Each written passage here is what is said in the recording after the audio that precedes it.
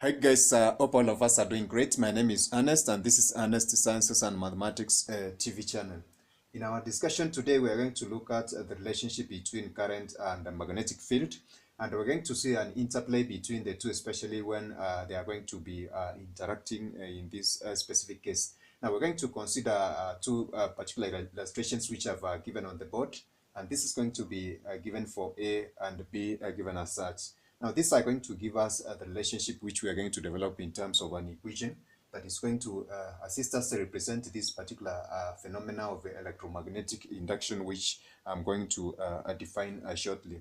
Now, in this case, if we consider this one from our first experiment, we're going to see that there is a magnetic field placed at this specific point. Or rather, it's going to be a magnetic bar or a bar magnet placed at this specific point. And then we're going to have this specific conductor, which is going to be given as such. This conductor, there are some coils which have been made on the surface shown as such. At this particular point, we are going to have an ammeter, which is going to be having this specific pointer shown as such.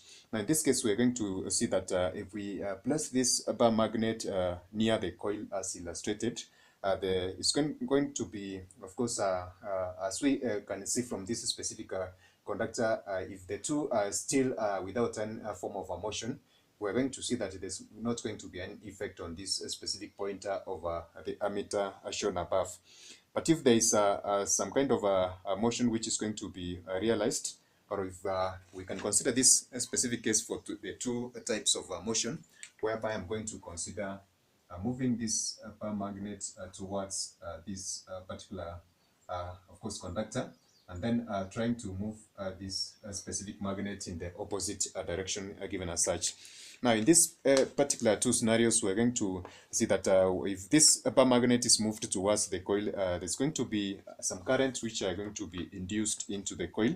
And of course, when this bar magnet is going to be moved out, some currents as well are going to be induced using both direction for the forward and the backward movement.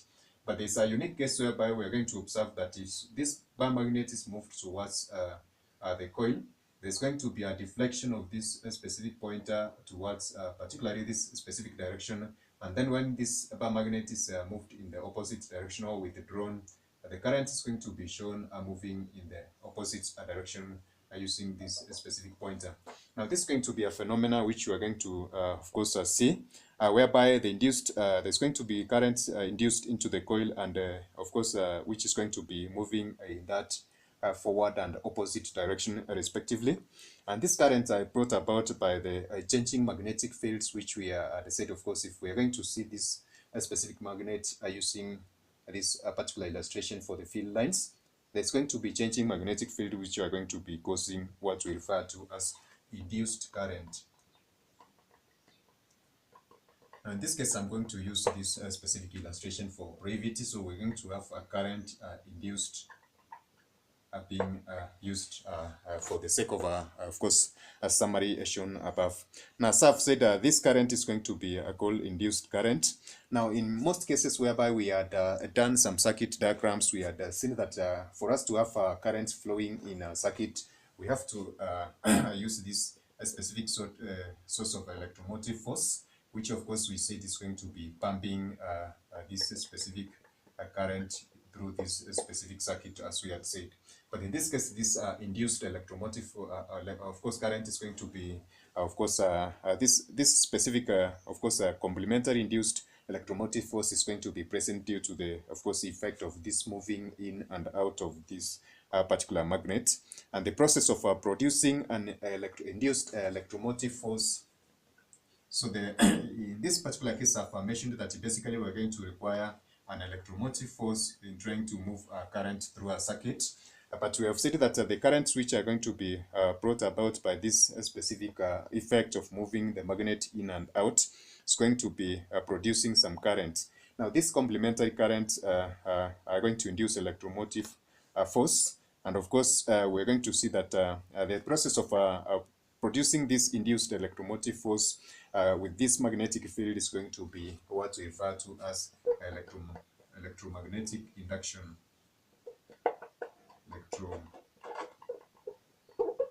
Electromagnetic induction. Therefore, we can define this electromagnetic induction as a process of producing an induced electromotive force with a magnetic field. And that's going to be, of course, concerning our topic of discussion for today using this specific experiment. Now, we can quantify the electromotive force which is produced in this particular case, but we're going to see that we can do a measure of the magnetic field that is passing through a particular area if we're going to consider the number of course, lines which are going to be used in this particular case, which is going to be our other discussion, or the area swept, which is going to be considered in this particular case. Then, therefore, we're going to talk about a concept that we refer to as the magnetic flux, which basically is a measure of the magnetic field passing through a particular area. Now, this one can be given in terms of an equation, whereby we are going to give this magnetic flux in terms of phi given as such. So in this case, phi will be equivalent in terms of an equation to the product of a magnetic field, as we have defined it as a measure of the magnetic field passing through an area. So we can quantify that one as using that specific notation given as such. Now I'm going to elaborate on this specific one, but this basically is going to be the definition of a magnetic flux, which is given in terms of I talked about the SI unit. So this is going to be given in terms of the square of Tesla's times m given as such, which basically we have defined in one of our discussions as a Weber. So in this case, this is going to be given in terms of Webers, and that is going to form what we refer to as the magnetic flux. Now, if we consider this particular section for B, having discussed extensively about the first one, if we consider this specific illustration for B, we're going to look at particularly the area which is swept by this specific magnetic or the magnetic field lines. And also we're going to consider some of the factors which we had discussed concerning the area of interaction. Now we're going to see that this specific magnetic field, so we're going to have this one given as such. So if we are going to consider this specific magnetic field which we have given in terms of that specific notation, this is not going to be perpendicular to the area swept such as we are going to see there's an angle of interaction of theta, and there's a relationship between this specific theta and the amount of magnetic field which is going to be realized. And I said from my previous video that if the magnetic field is at an angle to the rest of the surface, then we're going to consider the components of the field which are going to be particularly perpendicular to this specific surface, and these are going to be the ones accounting for the magnetic flux, which I've of course defined from my previous statement as given as phi. Therefore, we can give this specific aspect of phi in terms of this specific representation for the magnetic field, and then the cosine of this particular angle theta, and then we're going to have this specific aspect of area given as such. So we're going to have this one still defined from the commutative properties. We can give this one in terms of B, the cosine of theta given as this. So these are going to be, as I've defined the measure of the magnetic fields passing through an area given using this specific aspect of phi.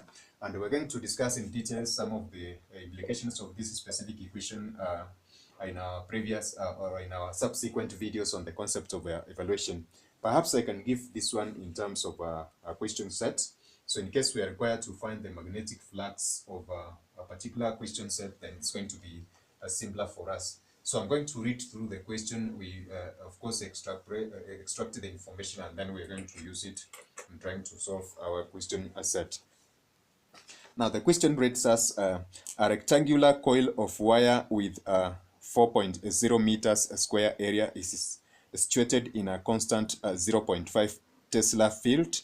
Calculate the magnetic flux when the coil is A, 0 degrees, B, 60 degrees, C, 50 degrees.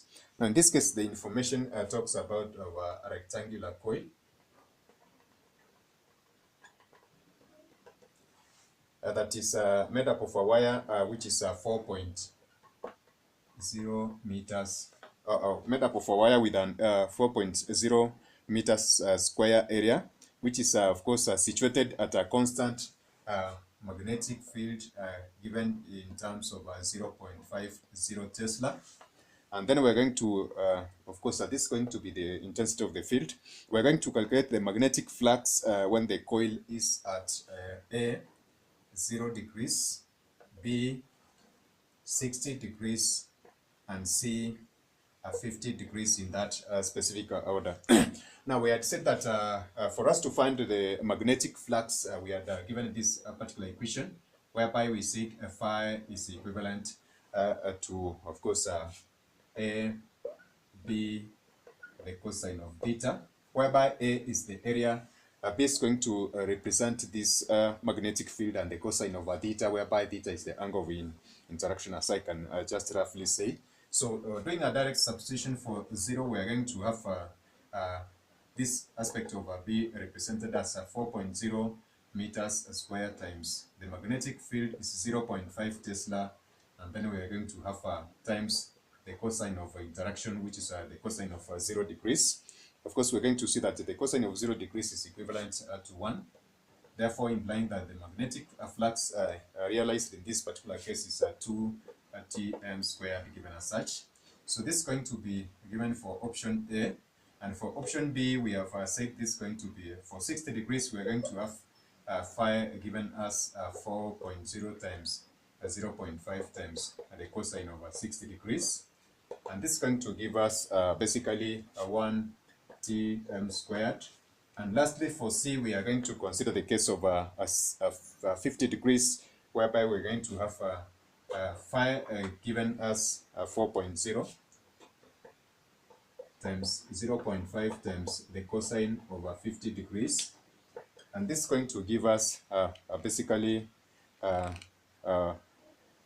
so in this case, we're going to do an adjustment for this one. Basically, I had quoted this one as 50, and this is going to be 90 degrees. So in this case, we can do that specific adjustment. This is 90 degrees, and the cosine of 90 degrees is 0, and therefore, the magnetic flux experienced at this specific point is going to be 0. In this case, this is how we're going to use the concept of this electromagnetic induction. And in our subsequent video, we're going to look at some of the laws like Faraday's law, which are going to be more profoundly of course, exploiting this specific aspect of the electromagnetic induction, which I've said. So that is it for now, guys. By God bless you. Catch us in our next video.